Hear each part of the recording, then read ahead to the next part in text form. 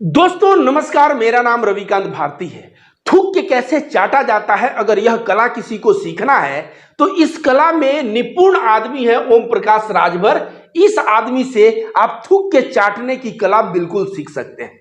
जो आदमी कहता था भगवान भी आके कहे कि भारतीय जनता पार्टी ज्वाइन कर लो तो मैं नहीं ज्वाइन करूंगा, वह व्यक्ति देखिए ना भारतीय जनता पार्टी ज्वाइन कर चुका है। आप देख सकते हैं भारतीय जनता पार्टी वह आदमी ज्वाइन कर चुका है।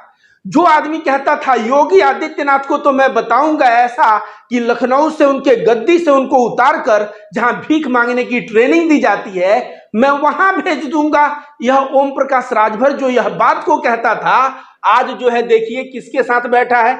यहाँ योगी बाबा बैठे हैं और यहाँ ओम प्रकाश राजभर बैठा है। तो जिसको भीख मंगवा रहा था आज उसके छत्र छाया के नीचे बैठा हुआ है। तो यह कला को आप क्या नाम देंगे, आप बताइए ना। यह थूक के चाटे के ही कला का नाम हो सकता है ना। आइए इन महाशय का 2-4 वीडियो हम लोग देखते हैं जिसमें यह गला फाड़ फाड़ के ऐसी बातें कर रहे हैं जैसे लगेगा कि यह बीजेपी के एकदम खिलाफ हैं और मरना पसंद करेंगे लेकिन भारतीय जनता पार्टी में जाना नहीं, इस तरह का उनका बात लगेगा। आइए पहले वीडियो सुनिए, उसके बाद इनके ऊपर चर्चा होगी। दुनिया में अगर झूठ बोलने वाला कोई नेता है तो उस नेता का नाम है नरेंद्र मोदी जी। तो आपने सुना कि दुनिया में कोई झूठ बोलने वाला नेता है तो उस नेता का नाम है नरेंद्र मोदी जी। तो आज जो है किसके गोद में जाके बैठे हैं, उसी नरेंद्र मोदी जी का पार्टी बीजेपी इन्होंने ज्वाइन कर लिया है। आइए आगे सुनते हैं इनकी बातें। दूसरे नंबर का झूठा उत्तर प्रदेश में योगी आदित्यनाथ। दूसरे नंबर का झूठा उत्तर प्रदेश में योगी आदित्यनाथ है और बाबा के लिए तो इनके शब्द और कड़वे हैं। यह कह रहे हैं एक वीडियो में कि उनको उत्तर प्रदेश के गद्दी से हटा के ऐसा जगह भेजूंगा जहां भीख मांगने की ट्रेनिंग दी जाती है। लेकिन आज जो है किसके शरण में आए, एक कहावत है बुद्धम शरणम गच्छामि। आज जो है योगी आदित्यनाथ के शरण में आए कि नहीं, आइए देखते हैं आगे इनका वीडियो सुनिए। रेलवे बेच दिया, बैंक बेच दिया, एलआईसी बेच दिया, नीलकंठ बेच दिया, कोयले की खदान बेच दिया, नारा दिया गरीबों को भगाया। है गरीबों, हमारी चप्पल पे चलने वाले लोगों, हमारे जान में उड़ाऊंगा, ये बेच दिया। आपने सुना, यह कह रहे हैं कि मोदी जी ने कहा सौगंध है इस धरती की, देश नहीं बिकने दूंगा। रेलवे बेच दिया, बैंक बेच दिया, एलआईसी बेच दिया और पता नहीं क्या क्या बेच दिया। इसके अलावा ये कह रहे हैं कि जनता को एक चोचला दिया गया था कि आप हवाई चप्पल पे चलते हो, आपको हवाई जहाज पे उड़ाया जाएगा, वो हवाई जहाजों बेच दिया। ये महाशय जी कह रहे हैं, मतलब यह देश के प्रधानमंत्री नरेंद्र मोदी जी को कह रहे हैं कि वह देश बेचने वाला प्रधानमंत्री है। आप जाकर किसके गोद में बैठ गए, भारतीय जनता पार्टी के ही गोद में न बैठ गए तो फिर इतना लंबा लंबा डींग हाँकने का क्या जरूरत था। उसी वक्त सोच लिए होते कि फिर मैं भारतीय जनता पार्टी की तरफ मुझे पलटी मारना है तो ऐसे बड़ा बड़ा डींग आपको नहीं हाँकना चाहिए। अगर बड़ा बड़ा डींग हाँक के और फिर जाके मोदी जी के गोद में बैठ जाना है तो इस कला को थूक के चाटने की कला ही न कही जाएगी। और नीतीश कुमार को बिहार में बहुत सारे अंधभक्त कहते हैं पलटू राम पलटू राम पलटू राम। इसको क्या कहोगे, इस आदमी को क्या कहोगे, ये तो और खतरनाक निकला। नीतीश कुमार कम से कम अपने विचारधारा से समझौता नहीं करता है, यह बंदा तो अपने विचारधारा से समझौता कर रहा है। आगे देखिए दोस्तों, भी अगर कि हमारे सामने प्रकट होकर कहें कि चलो भाजपा में, हाँ तब भी मैं नहीं जाऊं।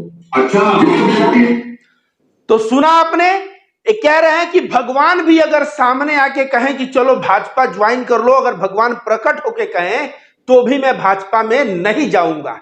यह महाशय का बहुत उच्च विचार है। लेकिन क्या आज भगवान प्रकट हो गए थे क्या, कि आपके दिमाग में क्या ऐसा आया कि आप भारतीय जनता पार्टी में चले गए। जिन भारतीय जनता पार्टी के नेताओं को आप मां की भी गाली दे चुके हैं, जरा इस वीडियो को सुनिए आप लोग।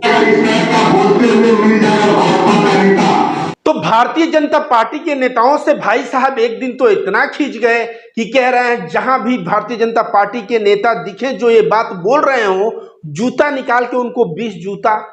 इसके अलावा कह रहे हैं उनकी मां की गाली दे रहे हैं। आज भाई साहब जो इतना ज्यादा गाली देते थे, चाहे मोदी हो उनको झूठा बोलना, योगी को झूठा बोलना, भीख मंगवाने की बात करना और भारतीय जनता पार्टी के कुछ नेताओं को मां की गाली देने का कार्य कर रहे थे, आज इनको क्या हो गया कि यह भारतीय जनता पार्टी के जाके गोद में बैठ गए। ऐसे नेता जो ओम प्रकाश राजभर जैसे नेता हैं, इनको थोड़ा सा भी शर्म हया नहीं है। एक बेहाया का पेड़ होता है, वही बेहाया के पेड़ हो चुके हैं। दलितों से, पिछड़ों से बाबा साहब अंबेडकर का नाम देके, अंबेडकरवादी विचारधारा का बात करके आप वोट लेते हो। आप कहते हो कि बीजेपी आरएसएस के विचारधारा पे चलता है, ये कभी भी दलित और पिछड़ों को न्याय नहीं कर सकता इनके साथ। और आज जाके उनके गोद में बैठ के इतने दलित पिछड़े जो तुमको वोट किए थे, उनके साथ धोखा कर दिए। थोड़ा सा भी शर्म आया है? लेकिन जब मोटा माल कमा ही चुके थे तो विचारधारा की लड़ाई लड़ रहे थे तो 2-3 साल शांत रह जाते। लेकिन शांत रहने के बजाय यह बीजेपी में जाके बैठे, कोई मंत्रालय मिलेगा, फिर माल आएगा, और जब माल आएगा तो इनके चेहरे पे हरहरी आ जाएगी, इनके चेहरे पे खुशहाली आ जाएगी। इसलिए इन्होंने एक बार आंख बंद किया और कहा कि चलो जो मैं बोल दिया सो बोल दिया, अब जो है भारतीय जनता पार्टी के साथ ही मुझे जाना है। अब ऐसे नेताओं को मैं क्या बोलूं? कुछ दिन पहले ये अतीक अहमद को कह रहे थे, अतीक अहमद जी, वो देश के सांसद रहे हैं। रिपोर्टर ने पूछा आप अतीक अहमद को अतीक अहमद जी क्यों कह रहे हैं? तो इन्होंने कहा कि हमारे डिक्शनरी में अतीक अहमद जी है। तो उस अतीक अहमद की हत्या किसके शासनकाल में हुई है?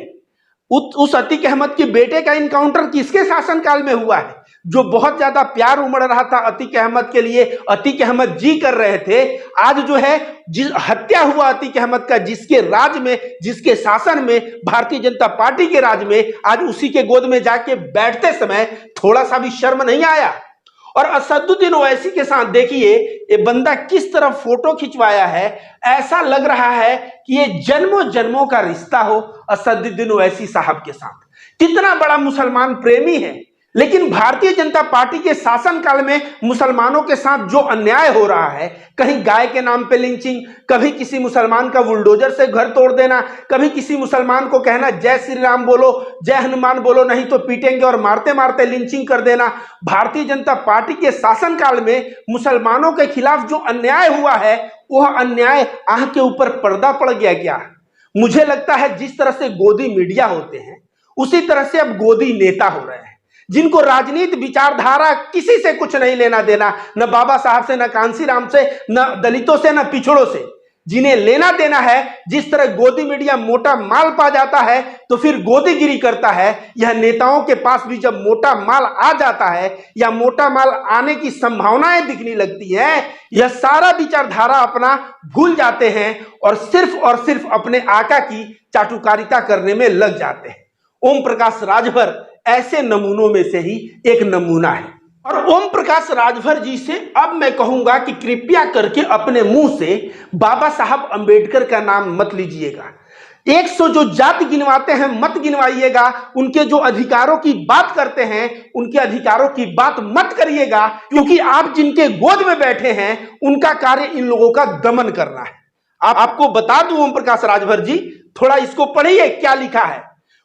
गुरु गोलवालकर जो आरएसएस का मुखिया था, वह कहता है मैं सारी जिंदगी अंग्रेजों की गुलामी करने के लिए तैयार हूं, लेकिन जो दलित, पिछड़ों और मुसलमानों को बराबरी का अधिकार देती हो, ऐसी आजादी हमें नहीं चाहिए। को भारत का संविधान ने वही अधिकार दिया जो आम नागरिकों को दिया। तो गुरु गोलवालकर का भाषा देखिए, ये कह रहा है अगर दलितों को, पिछड़ों को, मुसलमानों को बराबरी का अधिकार मिलेगा तो इस कीमत पे हमें आजादी नहीं चाहिए, मैं आजीवन जो है अंग्रेजों की गुलामी कर लूंगा। उस मानसिकता, आरएसएस की मानसिकता और बीजेपी में क्या संबंध है आप सभी जानते हैं। और यह आदमी आज जाके उसी विचारधारा के गोद में बैठ गया है। जरा बाबा साहब अंबेडकर को ये पढ़ेंगे तो इनको पता चलेगा कि बाबा साहब अंबेडकर ने गोलवालकर और आरएसएस और हिंदुत्ववादी राजनीति के ऊपर क्या बोला था। लेकिन इनको मतलब थोड़ी है पढ़ाई लिखाई से, इनको तो मतलब है 10 लोगों को बेवकूफ बनाना है और उनसे वोट लेके जो है अपने आकाओं को खुश करना है, और इधर दोनों तरफ से यह मालामाल होना है। ये देखिए इतने जनता खड़े हैं, कितना जनता ओम प्रकाश राजभर के लिए इतना जनता आया, इसलिए आया कि हम दलित हैं, हमको अधिकार दिलाएगा, पिछड़े हैं, हमको अधिकार दिलाएगा। अब यह खाक अधिकार दिलाएगा। जाके बैठ गया गोलवालकर और सावरकर के विचारधारा के गोद में, जो दलित विरोधी विचारधारा है, जो मुसलमान विरोधी विचारधारा है। अब क्या ये दलित और मुसलमान और पिछड़ों को इंसाफ दिलाएगा? ऐसा अगर आप लोग उम्मीद करते हैं ओम प्रकाश राजभर से तो उम्मीद छोड़ दीजिए। ओम प्रकाश राजभर से मेरा हाथ जोड़ के करबद्ध निवेदन है कि अपने मुंह से बाबा साहब अंबेडकर और कांशीराम का नाम कृपया करके मत लीजिएगा। जिन लोगों ने पूरे जिंदगी त्याग दिया और जिस आदमी से एक पंचवर्षीय विपक्ष में नहीं रहा जा रहा है, जिनको सत्ता का मलाई खाने के लिए अपने विचारधारा के खिलाफ जाके पार्टी ज्वाइन करना पड़ रहा है, ऐसे लोग जो हैं कांशीराम और अंबेडकर का अगर नाम लेंगे ना तो कहीं ना कहीं उनका भी नाम इनके गंदे मुंह से जो निकलेगा वह बुरा होगा। जब मैं यह वीडियो शूट कर रहा हूं तो आगे कैमरामैन और तमाम कई लोग हैं जो मुझे कह रहे हैं कि ओम प्रकाश राजभर छोड़ेगा नहीं, रविकांत भारती तुम्हारे ऊपर एफआईआर कर देगा। तो मैं ओम प्रकाश राजभर अगर यह वीडियो वहां तक पहुंचे और मेरे ऊपर एफआईआर करने का मूड बनाए तो मैं कहूंगा कि कृपया करके इस काम में थोड़ा जल्दी बरते।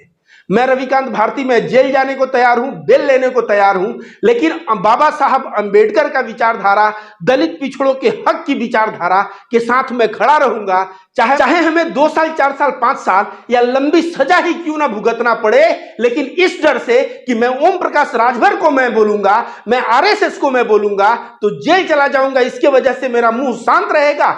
बिल्कुल शांत नहीं रहेगा। और मैं फिर से कह दूं कि थूक का चाटने वाला यह आदमी इतना बड़ा इस कला में निपुण है कि किसी को थूक के चाटना अगर सीखना है तो इससे सीख सकते हैं। अब आपके भी मन में एक प्रश्न आएगा कि रविकांत भारती भी क्या बात करता है, थूक के भला कोई चाटने का क्लास लेता है?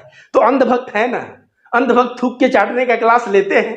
तो अब जो है वह क्लास जाके ओम प्रकाश राजभर से लो और ओम प्रकाश राजभर इस कला में निपुण है।